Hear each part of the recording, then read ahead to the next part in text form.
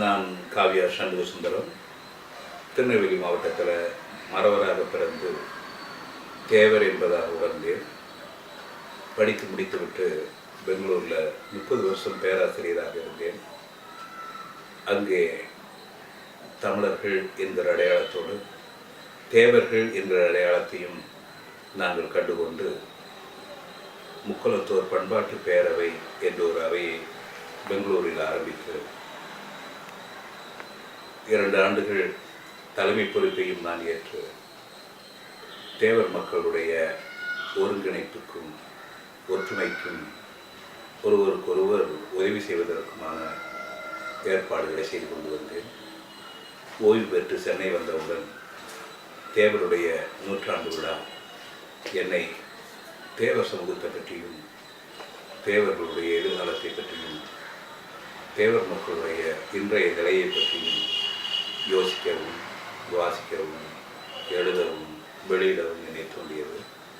தேவருடைய பேச்சுக்களை, தேவருடைய எழுத்துக்களை, தேவரை பற்றிய எழுத்துக்களை, தேவர்களினுடைய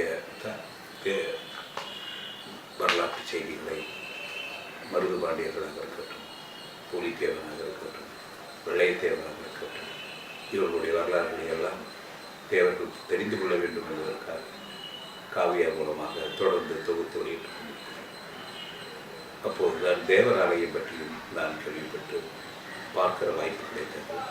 கடந்த 10 ஆண்டுகளாக தேவர் சமூகத்துக்காக தேவர் ஆலயம் மிக நல்ல பணியை செய்து கொண்டிருக்கிறது.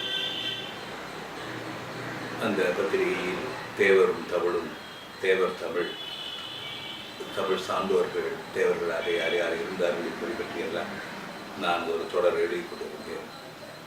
இத்தகைய தேவர் ஆலயம் பலரால் வாசிக்கப்பட்டு நேசிக்கப்பட்டு தங்களுக்குள் சுற்றுக்கு விடப்பட்டு தொடர்ந்து இயங்கிக் கொண்டிருந்தது. 10 ஆண்டுகளுக்கு பிறகு இப்பொழுது அது இணையதளத்துக்கு செல்கிறது. வள்ளுவர் சொல்வார், கற்றிலனாயினும் கேட்க என்று. இப்பொழுது திருத்த வேண்டும், கற்றிலனாயினும் பார்க்க என்று சொல்ல வேண்டும். வாசிக்க முடியாதவர்கள் எல்லாம், வாசிக்க வேலை இல்லாதவர்கள் எல்லாம் பார்த்து ரசிக்கிற ஒரு பக்குவத்துக்கு விரைந்து கொண்டிருக்கிற உலகில் இணையதளம் மிக அவசியமான ஒன்றாகும். தேவராலயம் இணையதளத்துக்கு போவதால் தமிழ்நாடு என்ற அளவிலிருந்து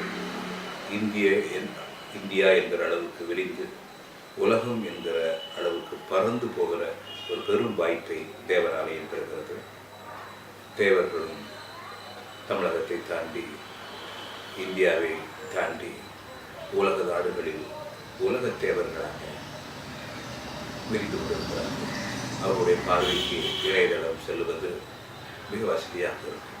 அவர்களுடைய ஒருமைப்பாட்டிற்கும், அவர்களுடைய மேம்பாட்டிற்கும், அவர்களுடைய எதிர்கால திட்டங்களுக்கும், தற்கால பிரச்சனைகளுக்கும் எல்லாம் இந்த தேவர் ஆலயம் என்கிற அமைப்பு பெரும் உதவியாக இருக்கும் என்று நம்புகிறேன். இதை தொடர்ந்து செய்து வருகின்ற சகோதரர் முத்துபாரதி அவர்கள் மிக பெரும் பணியை ஆற்றியிருக்கிறார் என்று கருதுகிறேன். இது மேலும் சிறப்படைய என்னுடைய வாழ்த்துக்களை தெரிவித்துக் கொள்கிறேன். தேவர் சமூகத்திற்கு என்னுடைய வணக்கங்கள், வாழ்த்துக்கள். நன்றி.